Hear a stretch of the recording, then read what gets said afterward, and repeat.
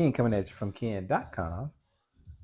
Life seems so much simpler when you're fixing things. I said that I was practicing, but I think this is going to be an actual take. Today is the 23rd August, 2026, and I am going to fabricate right before your eyes something that will allow me to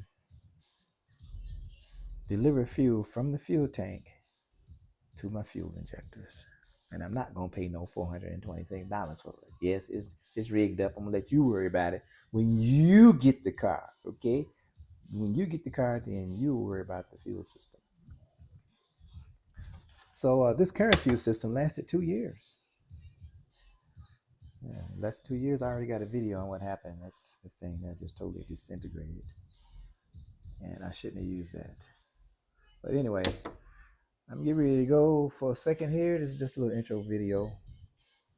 Doing a little test to see how things are going to work out.